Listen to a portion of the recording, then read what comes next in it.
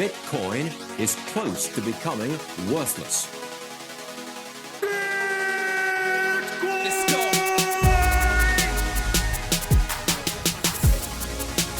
Now, what's the Bitcoin?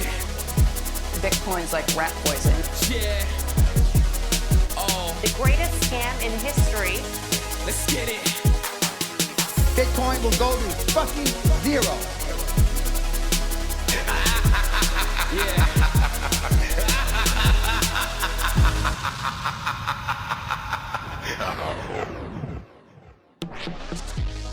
Alright, you ungovernable misfits. I'm your host, Max. Everybody knows that Bitcoin is useless, worthless, and doomed to fail. But what if everyone's wrong? What if it's the system that is doomed to fail? Join me as I speak to some of the brightest people in the space and slither to the deepest, darkest depths of the Bitcoin rabbit hole.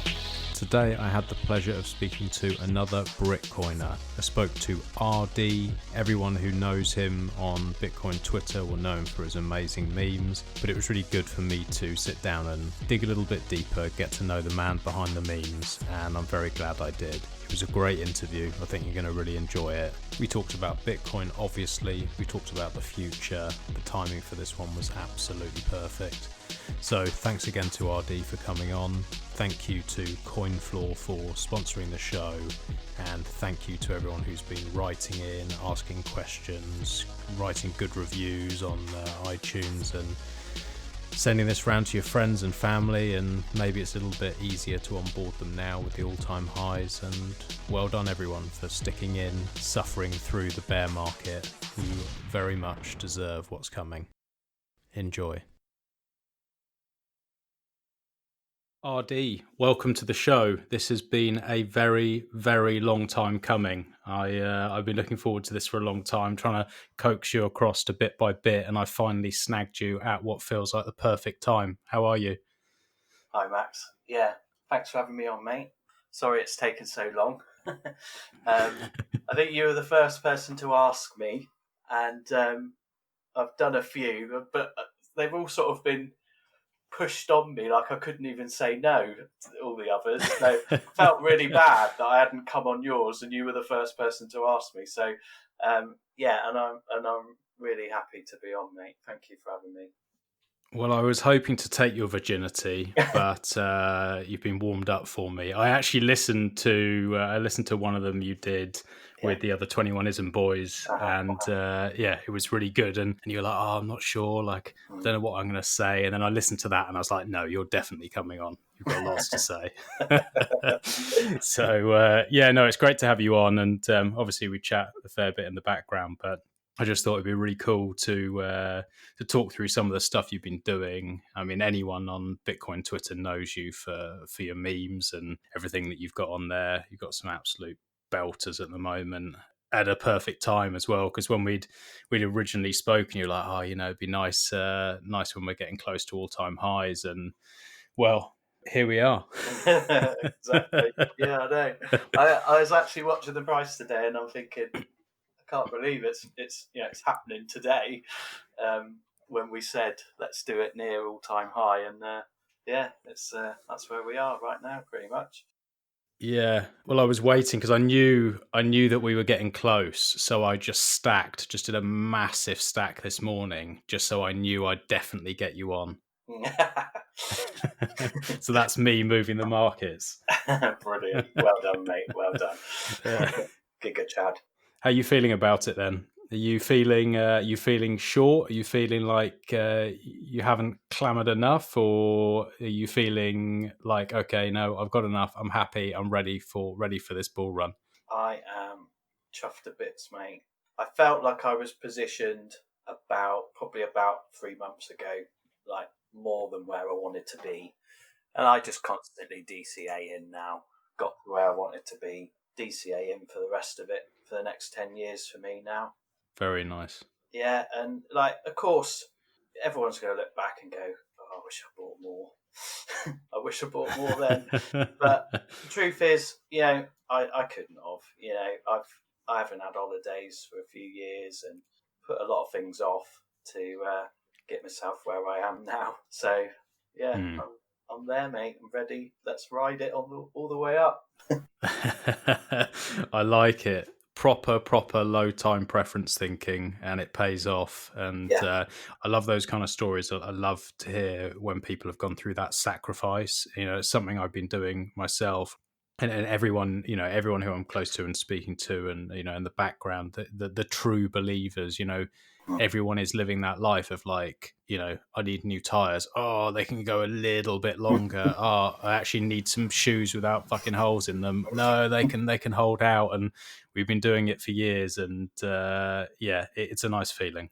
Yeah, no, it's I was thinking, because obviously I do the memes. Everyone knows me for my memes, but I want to tweet more, but I can never get the tweet right. I can never put the words into a tweet. It's quite an art, really, writing a good tweet. And yeah, I was thinking this morning, like, how do I tweet it? Like, the sacrifices you have to make to get yourself in this position. And I can do it. I can get the words right, but it was in my head just trying to get out, but it didn't quite get there.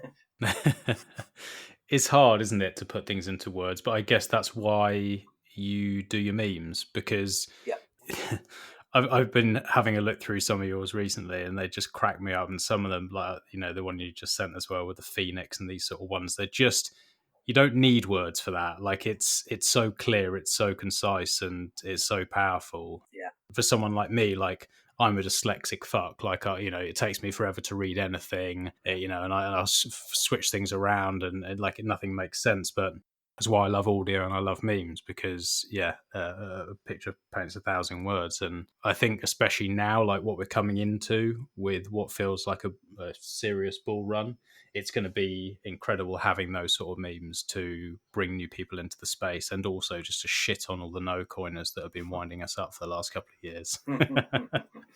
Yeah, it's payback time. Exactly.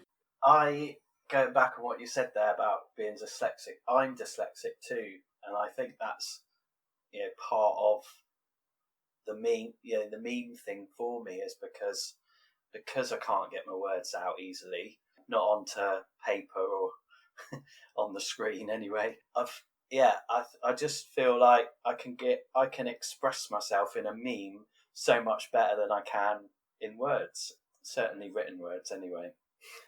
Do you have a sort of process for it? Is it something where it's like a bit of a release for you, or there's things going around in your head and you're trying to then piece them together and like come to a conclusion with your thoughts, or like what's that process? Because I see it as, it's an art form. Yeah, it literally comes out. I don't dwell on it. It just, if an idea hits my brain, I've got to do it there and then. And I've got probably about 100 memes I haven't tweeted.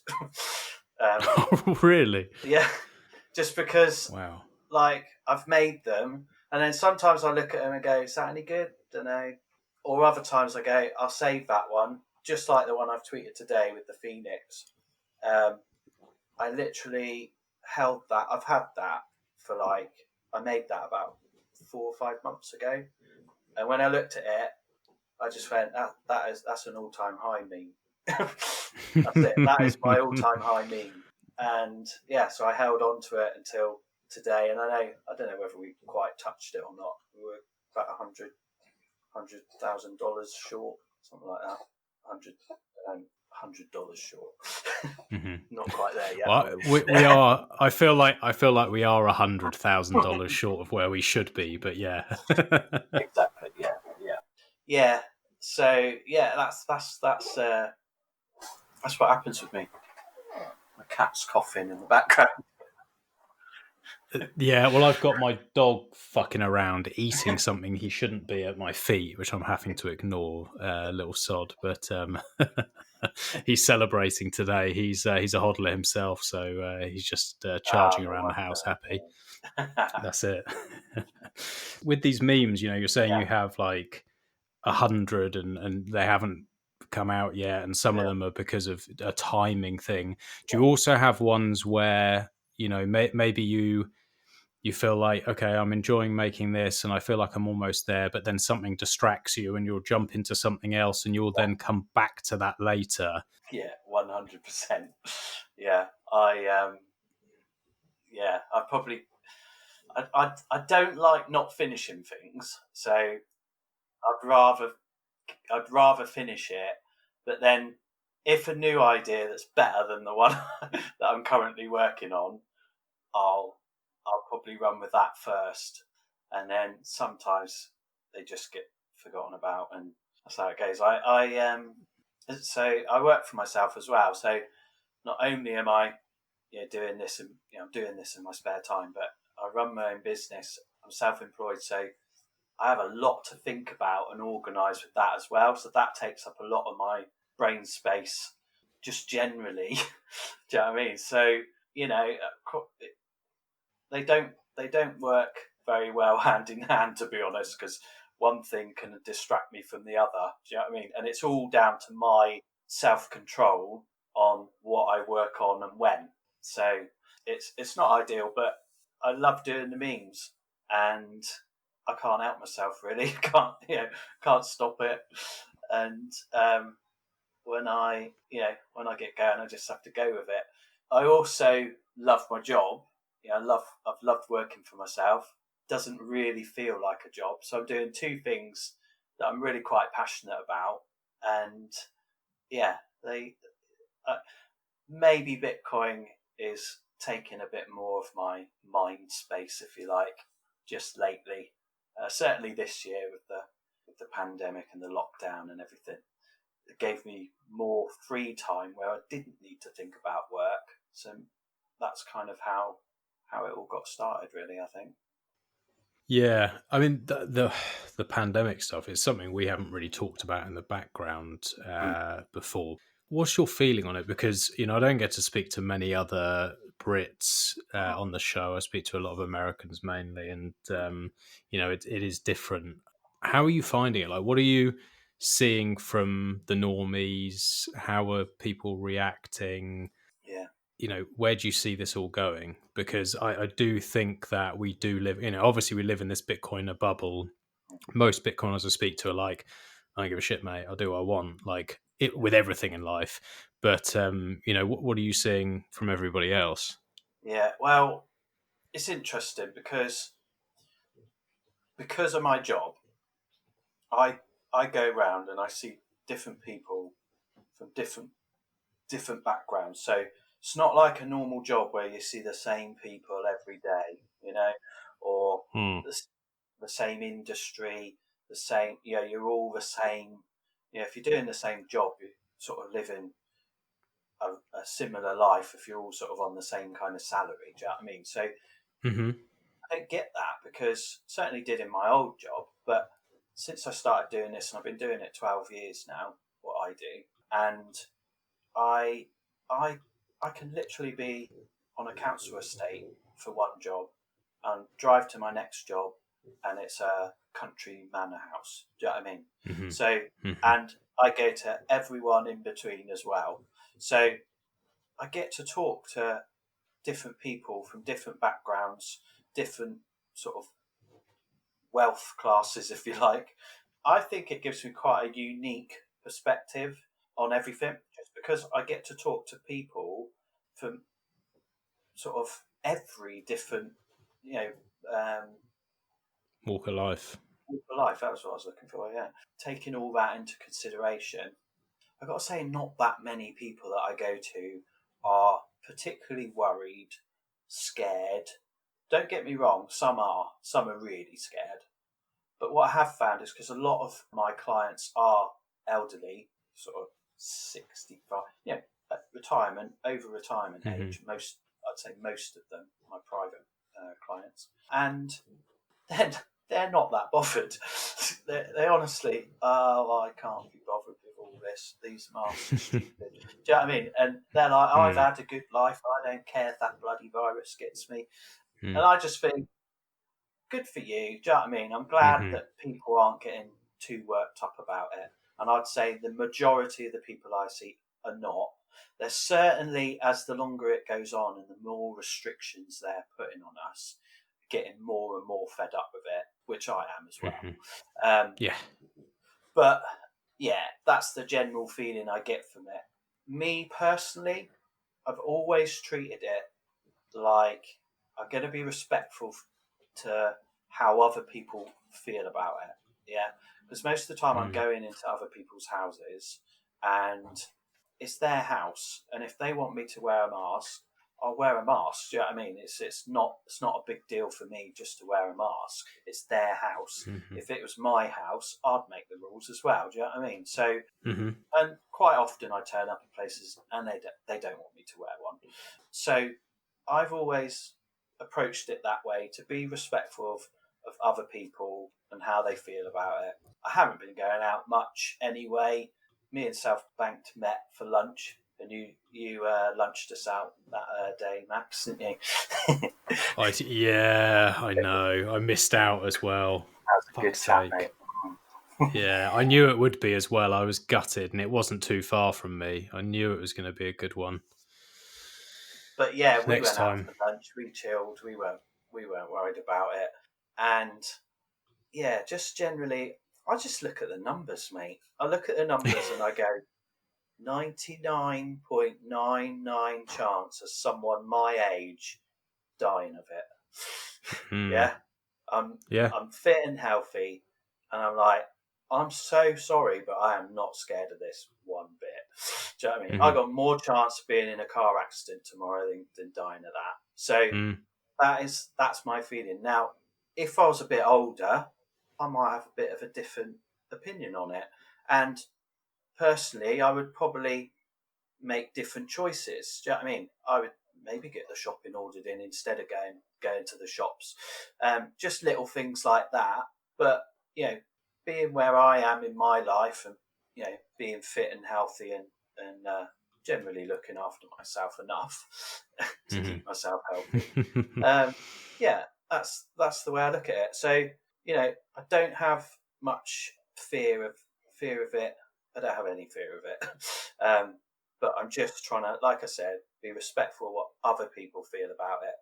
I am conscious that what they are feeling about it could be somewhat manipulated by, the media they're Just consuming. a bit. Yeah. So, and I try not to get into those discussions with people because, quite honestly, I'd probably offend them if I told them what I felt about it, if they were particularly scared of it. Yeah. How do you cope with that though? Because it sounds like we're very much on the same page. I'm the same. I'll be respectful if someone wants me to wear a mask in their home. I might be a bit abrasive at times, but I'm not a complete twat. I'll be respectful. Yeah. But I don't know how to close my mouth when I hear. What really gets me is stupidity really winds me up. Yeah. When it's stupidity that's actually going to affect people's lives, like when people are like, oh yeah, well, everyone should be forced to have a vaccine, which it feels like that's coming. I find it hard not to be like, listen to what you're saying. Yeah. You're saying that people don't own their own body. Here's the numbers. What the fuck are you thinking? Have you read 1984? Have you ever had an original thought in your brain, or do you just sit in front of the BBC all day and just lap it up and believe everything you're told? And it's a really difficult, that line of you have to interact with people outside of the Bitcoin community and people who don't have our views, because there's not that many of us. But equally, how do you restrain yourself? Or is that your outlet of right, I close my door, I come in, I make a meme and just forget about what's going on outside? A lot of my clients know me quite well. So a lot of them are almost like friends. So I can express my opinion with most of them. So it's not an issue most of the time. What I tend to do is if I hear somebody say something, it sounds a bit like what you do as well. If I hear somebody say something like, everyone should have the vaccine, we should force everyone to have, what I'd rather do is throw a question at them to try and coax a bit of, I can't think of the word, but thought. Yeah, thought, but to question what they're saying. That's how I try to do it, and I've done that with Bitcoin. So when I talk to my clients, because believe it or not, I talk to my clients about Bitcoin all the time as well. I can believe that. And I do the same thing with them, but rather than just like throw Bitcoin at them in their face, I'd rather get them to start thinking about money, what money is, and what is good money and what's bad money, and start just getting them to start questioning those things before I start talking about Bitcoin. Most of them know I'm into it anyway, and they probably know I'm setting them up. But that's my technique these days, is rather than just go, well, Bitcoin fixes that. Do you know what I mean? Yeah. A lot of people that normies don't like it. Have fun staying poor. Yeah. That's a good one. Yeah, They love that. they love that. Yeah. Yeah, but that's what I try to do these days. I go to some really interesting people, and even they can. I've had like discussions about Bitcoin with a lot of my clients, and they've pulled up questions that I haven't asked, and I've gone, you know what, I don't know the answer to that, and then I'll go away and find it, and then come back to them, or the next time I see them anyway, and I'll say I've got the answer to that now. And it's even made, because people have asked me these questions, it's made me learn more, because I want, if I got caught where I don't know the answer to something, I don't want that to happen again. So I want to know the answer to it. So I'll go digging. And I normally end up going a little bit further down the rabbit hole. Yeah, it's I don't know about for you, but for me it's quite often like the super technical stuff where I'll not get caught out. I'm like, I sort of roughly know the answer to that, but I can't be specific enough to actually sound convincing, and then it makes you feel uncomfortable yourself, because you're like, shit, I'm all in on this thing. Like, I better know this. Yeah, it's true. And I understand the technical stuff well enough to explain it to someone that's not technical, if that makes sense. Mm-hmm. But then if I took it to the next level and somebody that was more technical than me, then I might be a little bit left a bit wanting. Yeah. It's an endless rabbit hole, isn't it? It is, you never reach the bottom. Never. No. Yeah.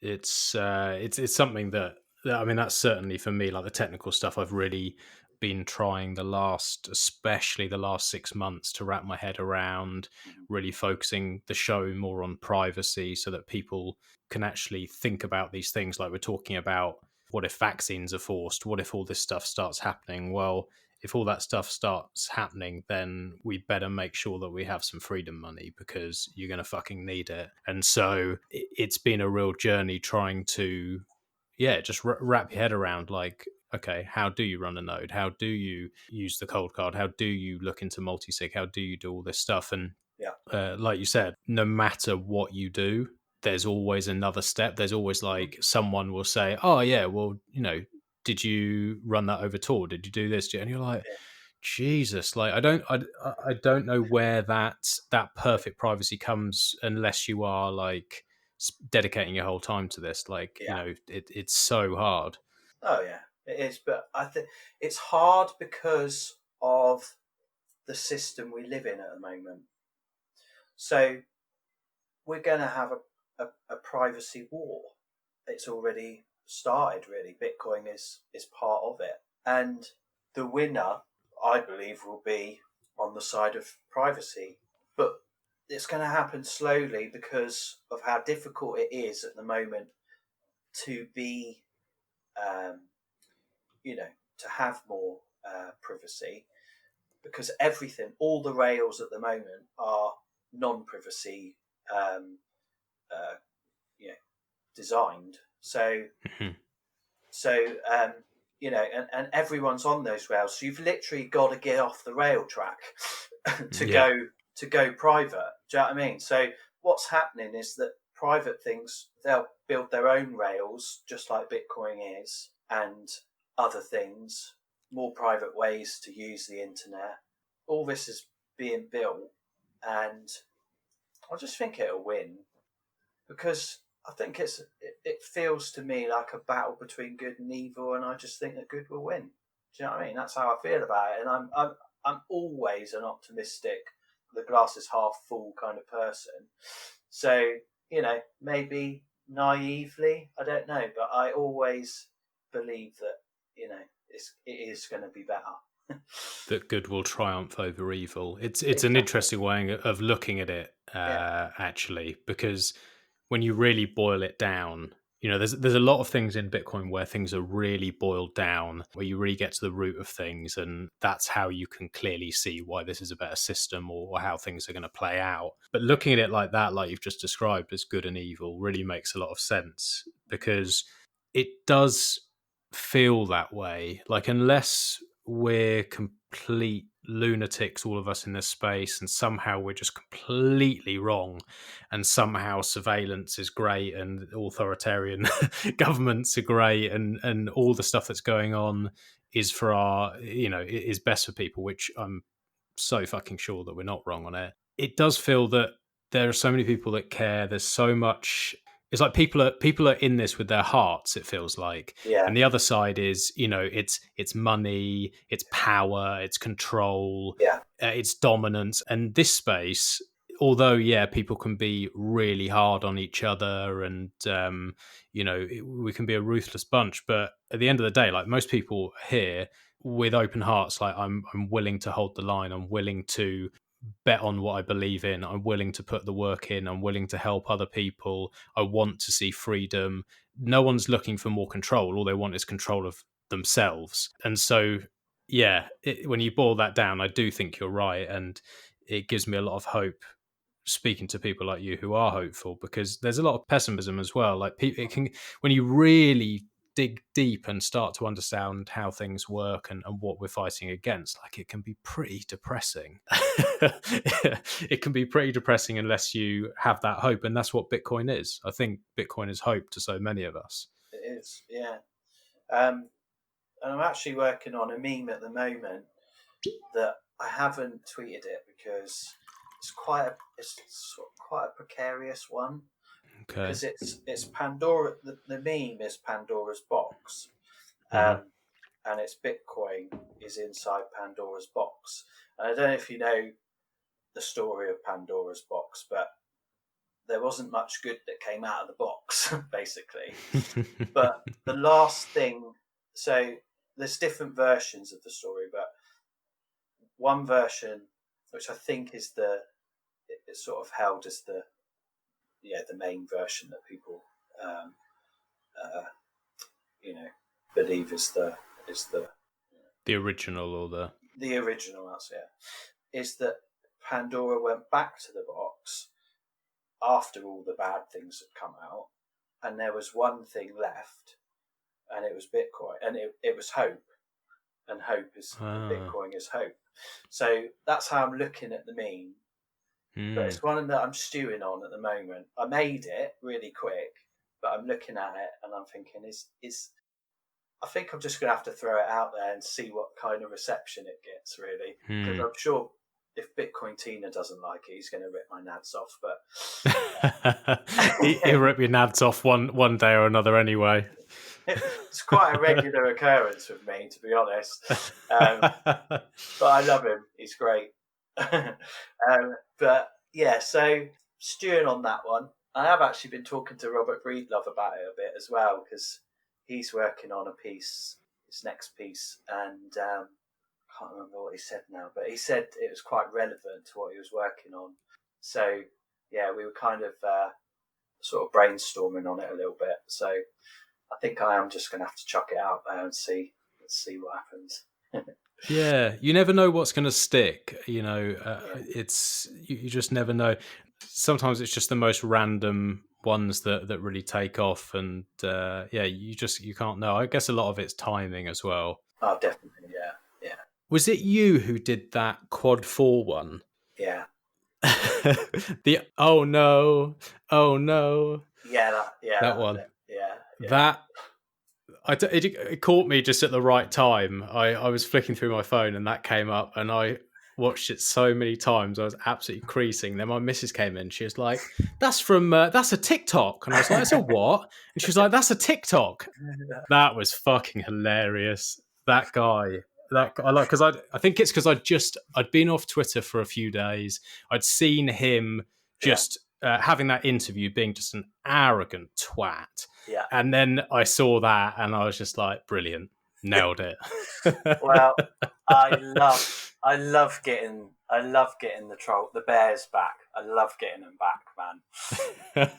And I tweeted something with him in. I literally threw it was a funny meme, and I just threw it together in a couple of minutes. It wasn't something I worked on for very long, and I think I needed like 3 or 4 characters, bears, if you like, Bitcoin bears.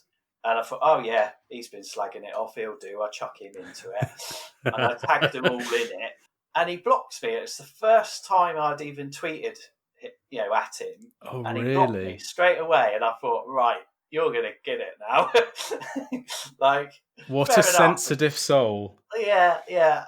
Like, fair enough. If I'd been trolling him for weeks, months, years, then but I thought I didn't deserve it for that. So yeah, no, I think I must have tweeted at least 5 to 10 memes with him in, and then that one, I don't know how that one came out of my brain, but it did. And It's so funny. Yeah, and yeah, it was that was been really literally someone. So I got my computer screen up in front of me, and someone just retweeted it again. It's been retweeted every day for I don't know how long it's been going now, about 3 or 4 weeks, I think. Can you resend it to me outside of the chat? Because I was scrolling through and couldn't find it again. But I'll watch that again because it just fucking had me crying. That one, it was very good. Yeah, it's funny. It is so funny. It's good. Like, I don't know, and I didn't actually expect a lot from that meme, I'll be honest. Like, sometimes when I'm putting one together, I'm thinking this is going to be so good, and then I tweet it, and it is good, and everybody loves it, and do you know what I mean? And it just hits the sweet spot. And when I was doing that one with Keith, I had no idea it was going to be that popular. And it just keeps rolling, that one. He set himself up for it, didn't he? Yeah, it's the best when they're really dismissive and arrogant and tell people how smart they are and what they've achieved, where you're just like, oh, this is going to age so badly for you. This is perfect. Do you make note of them? Or are they just there in your back of your head like, I'm going to fucking do him. He's going to get it. I'd sort of... there's like a few in there. There's like your Warren Buffett, Peter Schiff. They're the prime suspects. Yeah. They're always there. I need to put someone in. Yeah, it's got to be Warren Buffett this time. Do you know what I mean? They are easy targets, but it's a bit of fun. Do you know what I mean? It's a bit of fun for me. And I think really you can tell that it's humour. Do you know what I mean? I never really take it too far. I don't think so anyway. Maybe sometimes I do, but it's that's what it is. And I like to try and mix it up a bit with, like, the one I've tweeted today, the Phoenix one. That's more serious. Do you know what I mean? There's a real meaning to it, and it is to fire people up and get the passion going.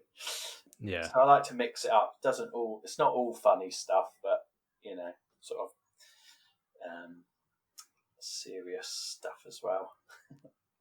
Have any of the bears that you've made memes for or about ever contacted you or argued with you, or do you just get a block and that's it? Yeah, no, none of them have ever messaged me. Not one. Right. Not privately. I don't even think any have responded to any of my memes, but certainly a few have blocked me. The other firm favourite, and obviously I'm biased, but the one with 21ism that you've worked on, that one just had me so hyped. The Yeah. Bitcoin Moods one. Oh yeah, That yeah, one, yeah. for anyone who's listening and hasn't seen that, just go on 21ism. I think it's the pinned tweet. It's so good. Like I saw parts of it in the making when it was coming up, and then when we did the launch day, so the night before, I'd recorded with Matt Odell, and I was like a little fanboy, and I'd got really excited and got absolutely pissed out of my head. Had way too much whiskey, threw up in the morning like a little bitch, and that was the launch day, and I could barely move. But that's what got me through the day. I was just like, yes, yes, yes. It's just such a good one, and the who was chosen for it as well was perfect. How did that collaboration sort of come about, and what was it like working on that one? So most of it was Badder's idea. So he literally said to me that these three, these faces, what do you think? I was like, yeah, great, yeah. And he even sent me the faces that he wanted me to use, and then left it to me to then put them on and position them. And then we talked about which bears we were going to use, and we sort of brainstormed on that because Badders hadn't completely made his mind up on that. So yeah, we bounced off of each other on that one a bit, and came to the ones we used. And yeah, it was quite fun. Like, it's funny because when you're making it, you don't realise how good it is until after you watch it, because it's quite a painstaking process putting those faces on. You've got to do almost every frame by frame. It's not until you've done it all and then you play the thing and then you're like, yeah, this is so good. It was just, it was the mix of who you'd chosen. The music obviously was just banging. Everything about it just fit and just worked perfectly. And it was just perfect for the launch. It was incredible. I was sending it around, and even like no coiners who know a little bit about finance or like could pick out a couple of the bears and stuff, even they were like, that's fucking brilliant, and all writing back and sharing it. So that was a good one. Yeah, that was fun. That was really fun. For 21isms, it's great, and it's just really, I was blown away by the quality of the website. Like that is it. Nuts. It's Mr. Crown is an incredibly patient man and so skilled. Just it is absolutely mind blowing, and everyone was just putting him through it and asking for a million changes, and it was all down to the wire, and he just absolutely amazing. Awesome. But all of the group, and I think that's one of the things. Like in this space, I'm always blown away by it. Like I get to speak to a lot of people, obviously because of the show, but I'm always blown away by how multi-talented people are. You sometimes don't realize you'll be speaking to someone who maybe they're in finance and you're speaking to them about that, but then actually they're an incredible dev, or they have these editing skills, or all these different, or web design, and they're such a talented bunch. And I love the fact that people will all jump in and work together and collaborate on things. And obviously there's this, there's something that binds us together, and we're all like obsessed with Bitcoin, and like you said earlier, that kind of defeating evil. And it feels like there's sort of like a band of brothers, or like a group where we're like, and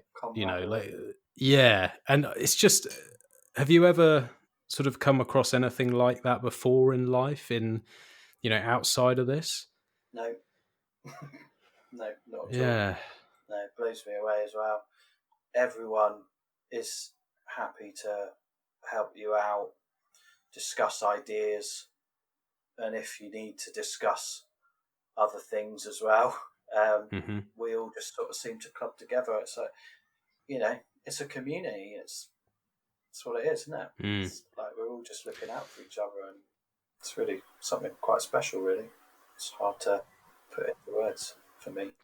Yeah, yeah. I think it's almost impossible to, unless you are maybe like a Breedlove or someone like that who's just a wordsmith. Maybe you'd be able to do it, but I certainly can't. And it's nice. It's nice to be a part of. It's nice to feel like there's something worth fighting for. And I'm really interested to hear from you. Like, we've chatted in the background a fair bit. Obviously, like, I've seen your work and it's incredible, and I love the memes that you're doing and stuff. But from the little bit that we've spoken in the background, I can tell this is seriously important to you, and that you wear your heart on your sleeve with this kind of stuff. And I'm really interested to hear your thoughts on a little bit more into the future.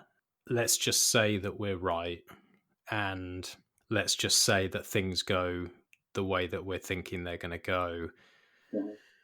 How do you see it all unfolding? And like, do you have any, not really price predictions, but do you have any predictions on how things play out, and whether we do go into this kind of citadel world, or like how everything goes? Do you think deeply about the future? Not the distant future too much. I'm more of I kind of live in the day. That's the sort of person I am, really. I never look back. I'm not the kind of person that lives in the past at all, but I'm generally planning for my immediate future, personally. So when I look at Bitcoin, I'm looking at the next sort of 2 cycles, halving cycles, and I'm thinking this cycle is going to be the corporate FOMO. It's obvious now, but I was thinking that 2 years ago. So that's playing out. And then the next cycle is going to be central bank sort of state level FOMO. And I can't see much further past that. And I think it's probably to do with the fact that it is very, very hard to imagine the future much further forward than sort of 8 years anyway. So for anyone, I know the guys that wrote the Sovereign Individual did a pretty good job. Yeah. And I certainly think that is sort of the path we're on is that sovereign individual reality. I can't tell you how quickly I think it's going to happen. I just think these next 2 cycles are going to be huge, and I'm not quite sure what happens after that. I think that the volatility after the next 2 cycles will be much, much less. So, yeah, that's how I think about it. And the way I look at it in the long run is that Bitcoin is this store of value, money, if you like, that there is nothing better than it. So the cream always rises to the top. So because there is nothing better than it, and there won't be anything better than it for the foreseeable future, and I really think we're talking 1,000 years minimum, that this thing is going to be around, for a long time, and it's going to reshape everything, absolutely everything, because it's going to be, it's going to gobble up the value of everything that has monetary value in the world, and it's certainly everything that's overvalued at the moment. And then once we get to that stage, then that's going to make things really interesting, because we're going from this kind of low time preference, messed up, debt-based, horrible fiat world that we live in at the moment, to something that's low time preference, more created for the people, a tool for people to use, hopefully for good. I think it'll just be really interesting to see. It'll take humanity to the next level. It really will. And And it'd be really interesting to see, hopefully in our lifetimes, how it all pans out. And in terms of the battle that we have, like I said, we're going to have this privacy war if we're not already in it. I just feel like truth is that all these Bitcoiners that through these next 2 cycles are going to become the most wealthy people in the world are all libertarians, and they're going to be shaping the world because they're going to be the ones running the show, because money or wealth, if you like, is power. And let's be honest, some are going to go off the rails and going to go the wrong way. That's what people do. They make mistakes and they make bad choices. But I think the majority, and I hope that the majority, are going to be in it for the right things and want to make positive changes and, just get us out of this absolute shit show that we're in at the moment. So, once again, makes me very hopeful, very hopeful. Yeah, when you were saying, a more creative society and how a non-debt based society changes things, I think you really hit on something there, because I can be a bit of a dick at times, and I can be like, oh, people are fucking stupid, blah blah, and I can get quite hard on the general population. But what actually I think a lot of the time is people aren't necessarily stupid. People don't have any time. And people are scared, and people are in debt, and they're just on this hamster wheel. And, maybe they had some dreams, but most of those dreams get either crushed at school if they're dyslexic or they have learning difficulties and they don't fit into this little box that 20% of people do and the rest don't. And they get treated like they're stupid. They get treated like they're not capable. They get treated like, oh yeah, well, you're causing problems and you're asking stupid questions. And it's like, well, no, actually, they're asking questions. Be happy they're asking questions, because not enough people do that. And I feel that if we can get out of this just really boxed in world that doesn't fit most people, that there'll be an explosion of creativity. And that all the people who have these ideas for businesses, but at the moment they're working 2 jobs to try and pay the bills, they'll actually have hopefully, especially the people who have hodled, have a little bit of time to take a step back and go, what do I want to do with my life? What am I doing going to this job that I hate for something that I don't believe in, to pay a mortgage on a property that I've been told is good to buy because it's going to go up in value? It just seems like if we break down those barriers, things can change so dramatically, so quickly, that sometimes when I have those thoughts, I think to myself, oh, shut up, Max, you're a dreamer. But then other times I think, no, actually, I really believe this is going to happen. And we're going to look back in, maybe it's 30, 40 years, but go, fucking hell, that has just changed the world like nothing else. Yeah, I agree, 100%. Yeah. And it's nice to be able to talk to people about it as well, because you can't say that to someone that's never bought any Bitcoin before. When you say this is going to change the world in ways you cannot imagine, and rearrange the wealth of the world and create all this creativity and positivity, and then they just look at you like you're absolutely crackers. Do you know what I mean? So you can't do it. so you don't get to talk about it very much. You get to listen to podcasts when people like us right now are talking about it, but generally you don't get to talk about it very much unless you're around somebody else who's quite far down the rabbit hole, and there's not that many of us. So it's really nice to be able to talk about it and just sort of brainstorm and think about how it is going to all pan out. And, it's quite exciting. It is exciting. And the people who are thinking about it, this tiny percent, I was having a conversation with someone the other day and they were like, oh, how many people do you think there are on Bitcoin Twitter? And I was like, I don't know, couple of thousand. And they were like, no, it's probably 10 times that, 20 times that. I don't know what it is, but however many people there are who are on proper Bitcoin Twitter, not tweeting about some fucking stupid token or whatever, real people who understand it and interested in reshaping the world. Those people, if they do become very wealthy, which I believe they will, they have these shared values, and also they're already thinking and having these conversations probably 20, 30 years earlier than the things they're dreaming are actually going to happen. So they'll be very, very well prepared for it. And rather than having this knee jerk reaction constantly of, the world's run into a problem, how do we fix it? We try and fix it, we fuck that up, cause a load more problems. Like, it's the complete reverse of that. So maybe this community, I hope that this community of people stay close through all of the bull runs, through all of what changes, through this, what will be life-changing wealth, and that people don't lose sight of that hope and that dream of changing the world. I hope that most people don't suddenly just think, I'm going to buy a load of Lambos and I'm rich hookers now. and Everyone else can have fun being poor.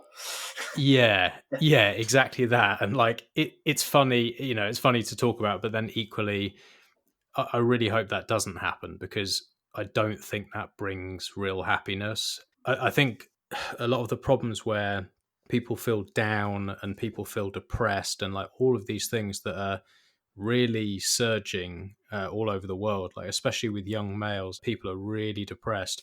I think a lot of it comes down to just not having a purpose and feeling like, what's the fucking point? Like, what am I doing? And then people attach their dreams to, if I can drive this car and have these holidays and sleep with these women, I'll be happy.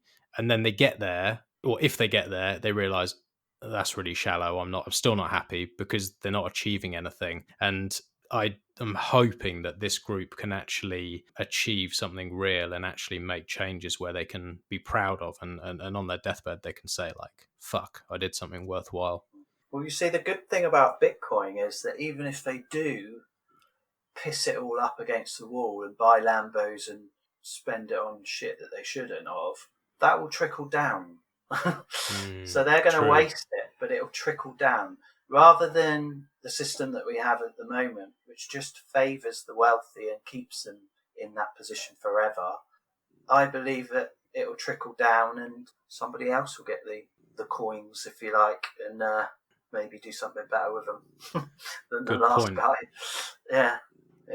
Good point. Someone more worthy, and maybe that answers this question of like, a lot of people, especially no coiners, will say like, oh well, it's too late and I haven't got in, and now it's just going to be a concentration of wealth and they're just going to hold the coins. And you make a good point. It's like, yeah, they will hold the coins if they care about generational wealth. If they care about real change, they'll hold the coins. If they're just some twat who wants to go and piss it out the wall, they won't, and it will go to someone else who's got stronger hands. And so that is, like you say, that is very, very different. It's almost like a gravity, something holding people down and stopping like people floating through life. Like, you have to hodl, you have to be hardened, you have to change your time preference. You can't just invest in a load of property and other things that people can't invest in and then just float through life and do nothing else. Like, you have to be very disciplined to stay in the game. Yeah, at least it gives people the opportunity to get out of the shit, because at the moment, if you try to save your money, you don't get anything. Do you know what I mean? You don't get any interest. You've got to try and find another way to store your wealth, your purchasing power, and it's so hard to do it. And people don't, like, it took me 2 to 3 years to understand what money was and the ethics of money, and how it should be and how it shouldn't be. And yet people are not going to do that. People are not going to do what I did, but they don't need to when Bitcoin is the standard, because Bitcoin's the money and all they've got to do is hodl it. Do you know what I mean? That's all they've got to do. They earn it. It stores their wealth, their purchasing power. It grows, and just like what people think they have to do now is, you want to have a better life, you've got to save up. Well, unfortunately, that's not true with fiat money. That's probably the worst thing you can do. So it rewards. What's the word? Is it prudent? Is that the word? Yeah. Yeah. And at the moment it doesn't, and it's quite disappointing or what's the word I'm looking for? Disheartening. Yeah, that no matter how hard you work or save, you just don't seem to get anywhere. Whereas with Bitcoin, it's the opposite. Yeah, and actually, I think that when people think, "Oh, well, I'll save and then I'll have a better life," and most people think that because most people are told that, and no one's taught about money or finance or anything. I'm a conspiracy theorist. I think on purpose because the more people you can have enslaved by debt, the better. So those people who think that they can put their money into a savings account just get fucked, and they get further and further behind, and then they get bitter and they get sad and they get angry and they blame it generally on something that's completely irrelevant. Like Yeah, they'll blame it on things that have nothing to do. Like the real reason is because their money's being stolen through inflation and all the yeah. other bullshit that's going on, and then they get all bitter and it causes all this hatred. But they blame it on capitalism or racism. Yeah, and they're just off the mark. And do you know what I mean? That you can see the underlying discontent all over the world. And people are just not seeing it. They're just having the wool pulled over their eyes the whole time. And I actually think that all the time that they're protesting about something else, they're all right. Do you know what I mean? The state is all right. If that's what they're protesting, it's going to cause problems, yeah. But they know that these protesters haven't got to the core of the problem. And wasn't it Henry Ford that said, if people understood how central banking works, there'd be riots on the street by the following morning. It's like, well enough people don't understand the financial system or the banking. Yeah. And yeah, what a smart man. Yeah. He's hit the nail right on the head. Yeah. And, all the time they can keep it out of school. Do you know what I mean? Keep it so that only the wealthy can afford a financial advisor that really knows how to help you protect your purchasing power and put it into assets and put it into art and property and the right property, because you could put it in the wrong property. So you need all that just to be able to do it. Just be able to play the game. Whereas anybody can buy and hold Bitcoin. Anyone can do it. And that changes the rules. It moves the goalposts. All of a sudden, everyone can participate in this. It's not just the privileged, the cantillionaires. And it's a savings account that works.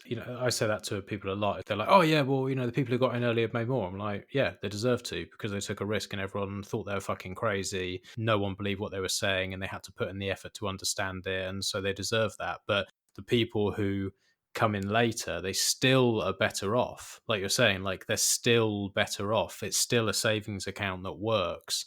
It's still the best protest on the planet, no matter what time you get in, because every single sat you take off the market and you use in a separate economy to one that's controlled by the people who are trying to control you takes away their power. If everyone started doing that, and there are so many people, like you said, that are unhappy, that are pissed off with the state of the world, and they think it's because of different reasons and they're protesting. If they just all literally opened up an app on their phone, bought some sats, shut the fuck up about everything else and just keep stacking, things would change so quickly. Yeah. It's how do you get them there? I guess, you get them there with your memes and everyone who's trying to educate and people trying number go up, mate. Yeah, NGU. NGU technology, mate. It does it every time. Yeah. Spoke to someone today, so I actually went out and did my first job today for 2 weeks because I don't know if you knew, I've just had a knee surgery. Yes, I did. I weirdly, like, it's so stupid, but I didn't mention it because I don't want to somehow dox you because someone might look into. It's so stupid. Like, I've gone so hyper paranoid, but yeah, it sounds like it went well though.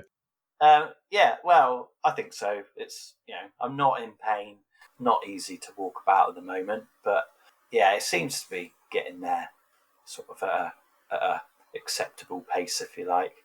But so I went out to a job and. they said, and they're talking about, because they've heard about it in the news. They know I'm, involved, and they're asking about it. And what if we put a little bit in, and will you help us? And I'm like, yeah. And then you look at them, and I look at all sort of pre-coiners in the same way, and they're literally just scratching the surface and going, oh look, you put your money in that, it goes up, and like, and you're so far down the rabbit hole. I'm like Like all the way down caveman. here. Yeah, I have to climb all the way out to come back to your level. It feels weird, but it feels good to be able to help and educate people on it. And I fully expect in the next 6 to 18 months. Yeah, that more and more people are going to be asking about it. And it's going to be fun. We'll see. What's your sort of flow with that? Obviously, when you're approaching someone who is saying something you don't agree with, you're rather than going straight at them, you're asking a question, and you're saying you do the same with Bitcoin. But if somebody comes to you with, I know you're involved in this Bitcoin thing, I've just seen this fucking rocket ship starting to take off. Like, what's going on? Should I buy XRP? All that stupid shit that people will come up with at the beginning. What do you do? Like, do you just go, okay, go on CoinFloor, DCA, keep it on there until you've got this amount, and then I'll set you up with a hardware wallet? Or do you have a different flow? Yeah, it is that. It's really important to me to make sure they circumnavigate the shitcoins. Like, that's really important to me, because I did struggle the first, I'm going to say probably sort of year that I found out and got into Bitcoin, with all the noise about the shitcoins. This one's faster.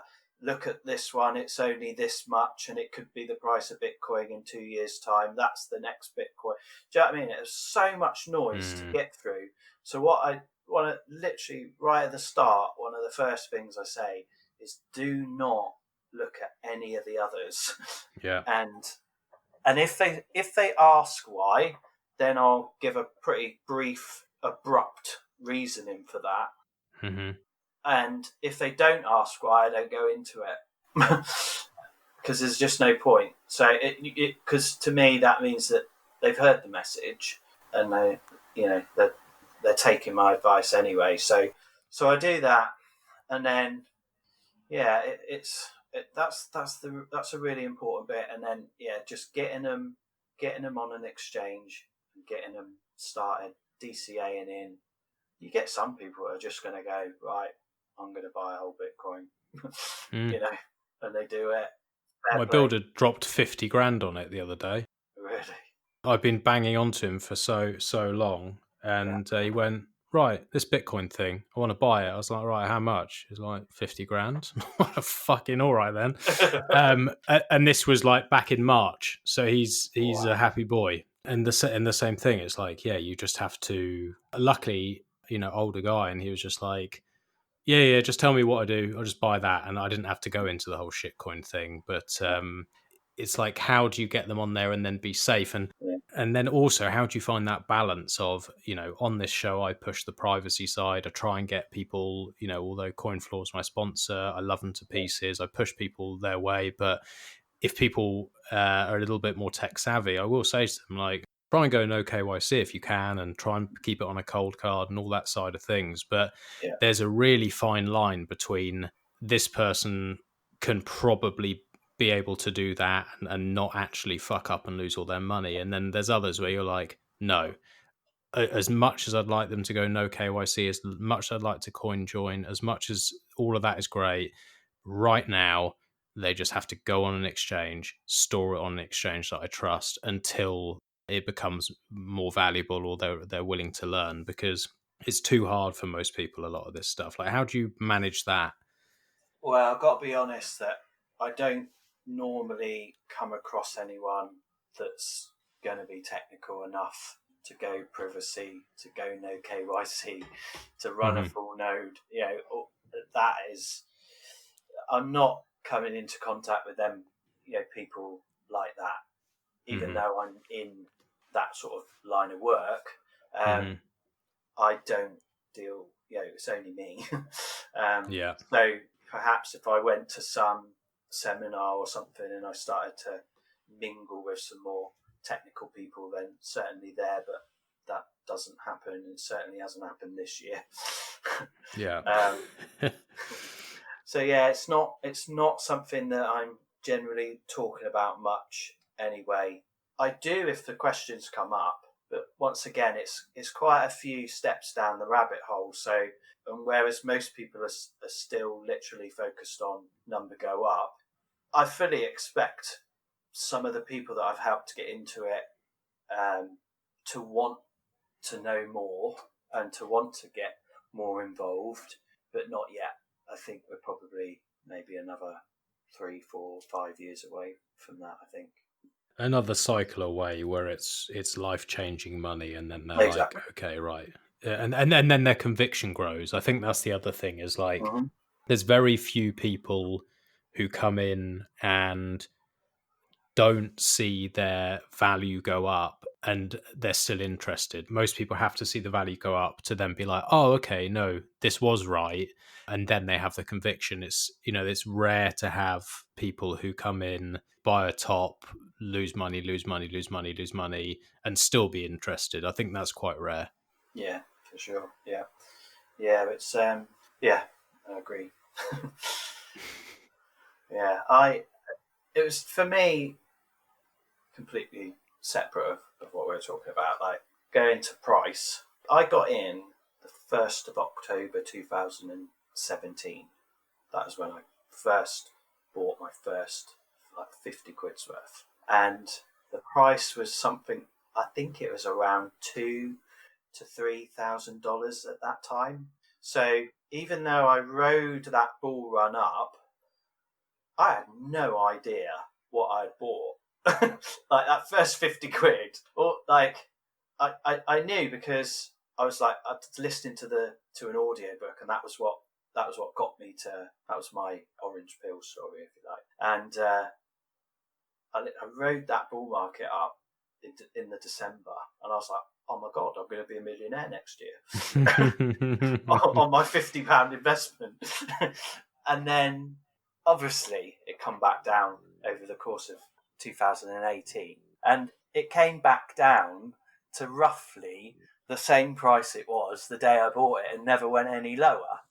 So which is quite, I don't know, lucky, if you like, because even though I was buying all through the bear market, it never actually went down lower than what it was the day that I got interested in it. So who knows? I might have lost a bit of conviction if it had gone a lot lower than that. But I don't know. I literally don't think I could have timed things worse. It was just so happened that that's when I heard about it, was told about it, and was like, okay, so it kind of sounds cool. And then I just had 2.5 years of just pain and suffering. And just like every time I looked at my balance, I'd be like, oh God, that hurts. Oh God, that hurts. And in some ways, I'm kind of thankful for that, because it got me to a point where like all I've seen is pain. That's it. And now, like if we dropped 50%, I'd be like, I literally don't give a shit. Yeah. I don't care. Whereas if it was the other way around, like I think if I'd have probably, knowing me, like if I'd have come in a bull run, I'd have thought I was really clever. I'd have got all arrogant. I wouldn't have done the research and all that sort of stuff. And then it would have crashed and I'd have really shit myself. And maybe I would have lost conviction, or I didn't even have conviction at that time. I didn't know what I was talking about. So in some ways, I'm thankful for that. Of just like, I think sometimes coming into a bear market is not a bad thing, because it forces you to be like, hold on, I put this money in. I better check like what I've invested in and understand this thing, because I've got skin in the game. So like I have to check it. Yeah.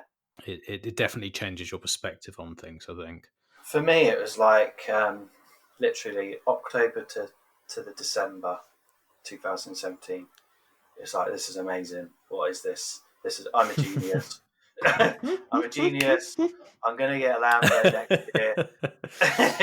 So that, and I was thinking that for 3 months, and then the top blew off, comes down. Okay, right. And I thought, I really need to find out. I needed to find out, educate myself enough to have the conviction, because I had a lot of conviction, but I needed a bit more reassuring. I needed a bit of reassuring that a shitcoin wasn't going to be the next Bitcoin. Mm-hmm. And quite honestly, Pomp's podcast got me through 2018. Mm-hmm. Yeah, because a lot of his stuff recently hasn't been so much Bitcoin. A lot of so he does like his daily stream thing on YouTube, which he talks about Bitcoin more on there, and his newsletter and stuff, and obviously his Twitter is just all about it pretty much.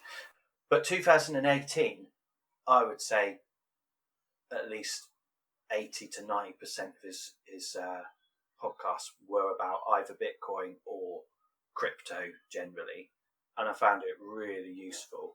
And I credit Pomp for getting me through 2018. I really do. Yeah. Then I think I got through about 5 audiobooks, might have been more through that year as well. Really sort of started educating myself, and the more I learned, the more conviction I had. It was just, couldn't see anything past it at all. So, Once you come in, you don't come out. Exactly. Yeah, it really is. And it's interesting, like you were saying, who influences your thoughts and, what shapes your opinions on things. And I think, the same thing for me, what got me out of the shitcoinery. Well, never that I was that really interested in it, but what really got me out of that was Marty and Matt and TFTC. Yeah. I remember, because I was at the time, similar thing, I was like listening to Pomp, I was listening to What Bitcoin Did. They were the two main ones. And then I found Stefan Livera and I was like, okay, this is cool, but I don't know what the fuck you're talking about. Like, it's just too technical. And then I found TFTC, and by listening to TFTC and Stefan Livera, just every single episode from the start, I started to piece the bits together and the technical bits together. And then it's weird how it hits you. You're suddenly like, oh, okay. Wow. Yeah. No, everything else is bullshit. And like, I understand how this sort of fits together. And yeah, it's incredible, people like that really help people through. And without them, I don't know if you're the same, like with my dyslexia, like the reading part of it's hard, so I do more audiobooks, because I will just, I don't know if you do the same, like jumble the letters back to front and then skip lines, and so I'll start on line 3 and I'll suddenly be down on line 20 and the words go back to front and all that stuff, and it's really tiring to read. But being able to just put on an audiobook or being able to put on a podcast and just soak in that information is invaluable, because it gets you to that place of just like, okay, now I understand this stuff and I'm comfortable with it. And it's great, because otherwise you feel lonely. You feel like, am I mental? You don't have the ability to speak to people until you find Bitcoin Twitter. And then once you're in there and you can chat, it makes things so much easier. Oh yeah, definitely. Yeah.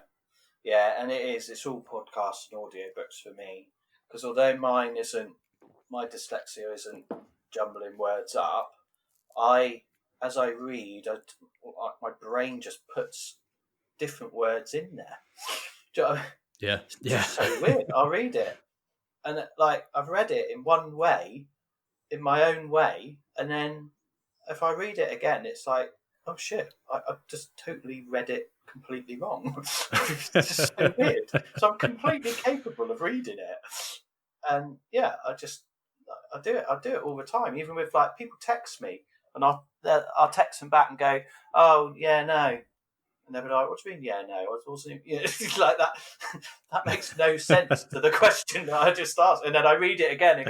Oh right, yeah, it's totally not the question that I thought that I just read. So that's how it is for me. Anyway, it's really weird. Do you do voice notes or? No, I do. If I do notes, they're written, but they're shorthand really. And then if I'm writing something like a tweet, I'll write it. I'll miss out 3 words. I'll proofread it and put the 3 words in my head, and I go, yeah, that looks all right. And then I'll tweet it, and I look at it again and go, fuck, I've missed 3 words out. So weird. It's frustrating. Yeah. It's frustrating, and the spelling as well. It's hard. Yeah. Like, I'll do that. I'll go through every word. I'll put every word into Google and spell check before I send things, because the most simple words I can't spell. Yeah. And then I'll get pulled up. Like, I did one the other day, and like I spelt lightning as lighting, and I did it twice, and I got pulled up on that, and I was just like, oh, fucking hell. There's always something like that. So, and with the boys at 21ism, they'll be having a discussion. It's all over message, and we're trying to sort some stuff out, and I'm just like, I said to them the other day, I was like, I just have to do things by voice note, because everything I say just is either misconstrued or I can't get it across. And yeah, it's that written side of things is hard, but that's the brilliant thing about, people making videos, people making audio, people putting all this this love and attention into pushing the space forward, and I'm so thankful for that. Without it, I'd be fucked. It wouldn't have been accessible to me. Yeah, and maybe it's got something to do with people like ourselves getting into it more now, because truth is, there wasn't the podcast around, 6, 7 years ago. Not maybe there was a few, but not to the extent there are now. And the audio books, the books, a few books might have been written, but not all of them. So, I wouldn't have got into it without the audio. The first audio book I read or listened to was Dominic Frisby's Bitcoin, The Future of Money. I've just downloaded it because of our last conversation. I know you said it was good, and I've just got it on my Audible, so I look forward to that. So that's what really just triggered it for you, was it? Yeah, it was that was my orange pill. I put it. I think I've probably said this in all of the podcasts I've done so far, so it's a bit boring if anyone's listened to them all. But I had it on. I put it on in my car, and I listened to the first chapter. It must have been 10-15 minutes, I reckon. And I just went, wow, this is it. And I walked in the house, downloaded an app for an exchange, and bought 50 quid's worth like that day. And I'd known about it because I've been watching Max Kaiser for 300 years. So,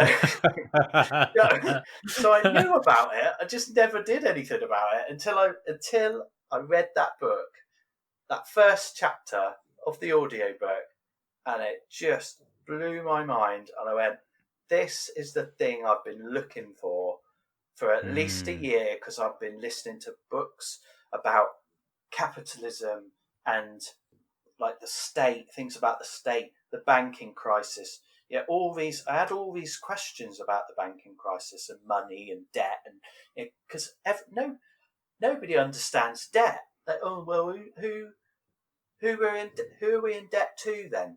Do you know what I mean? That's the question that most people ask, and that was the question I was asking. And I, instead of just saying, oh, who are we in debt to, and then just never following up the question, I thought, I'm going to find out what is actually going on, and I was on that journey. Then I found Dominic Frisby's book. The penny dropped. This is the answer. This is better money. I hadn't, obviously, like I said, I hadn't fully got to grips with the money, the creation of money, the ethics of money, that sort of thing, for like another year after that or two.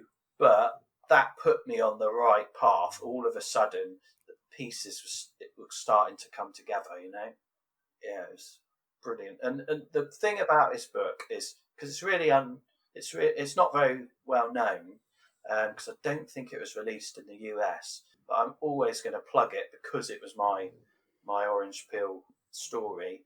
But the book's great because Dominic Frisby reads the audiobook himself, and he's very easy to listen to, very easy on the ear, and it's not just informative. There's a bit of a story in there as well, and he talks about the history of it and the mystery that surrounds Satoshi and all things like that. And he dedicated a whole chapter to his quest to trying to work out who Satoshi was, which is interesting. Very, very, very good. Really fascinating. Yeah. So big plug for Dominic there. Well, I look forward to digging into that one, and I haven't listened to it yet, but I have to thank Dominic Frisby, because this Bitcoin world, this Bitcoin Twitter would not be the same without you, RD. It really livens things up, and I always love chatting to you. It's nice to have somebody who, just you get it, and we really need to go and have this beer. I know I bitched out on the last one, and I regret that. So we need to go and have a drink either before or after lockdown, whichever. And thank you so much for what you do in the space, and thank you for all you're doing with 21ism. It's fucking incredible. And for anyone who hasn't seen your work, which I find unlikely if anyone's on Twitter, where do they go to see it and check it out? I'm just RD_BTC, and my avatar is a Star Wars Sith Lord by the looks of it, which I quite liked the picture I made of that. So just thought, it seems quite recognisable. Doesn't look like anybody else's avatar, you'll find me there on Twitter. I am on Instagram as well, but I've got to be honest. I post a meme on Twitter. That's where I want to engage. And then I post it on Instagram purely because Instagram is a nice way to sort of catalogue my memes. So, for instance, if I go, I remember I posted a meme about that, 3-4 months ago, and then I can scroll through it quite quickly on Instagram, find the date that I posted it, and that makes it then easier if I want to go back and find it on Twitter, because scrolling through them all on Twitter is a nightmare to find your old stuff. So that's really why I use Instagram, like as a catalogue, really. But you can still follow me there if people want to. But Twitter is where I hang out, and Telegram. Okay, perfect. Well, I'll link them in the show notes anyway. And like I say, it is always a pleasure speaking to you and talking to someone who is looking into the future and who cares deeply about this stuff. And love the memes, love what you're doing, and keep it up. And I hope that we have this conversation again soon when we're at 100K or that sort of figure. So maybe next week. And it was too long in the making. And I know you were, maybe you said to me originally, I don't know what I would say, but yeah, it's been a great show. You've got lots to say, and you've got some really interesting thoughts. You've left me with some things to think about. Thanks, mate. Yeah, really humbled as usual that you would want to have me on, and that anyone would have me on. Really, really humbled that anyone would find me remotely interesting. Thanks for having me, mate. And let's do it again sometime, and definitely have that beer soon, mate. 100%. All right. Thanks so much for coming on, mate, and we'll speak soon. Brilliant. Cheers, mate. Keep up the good work. Cheers. Bye.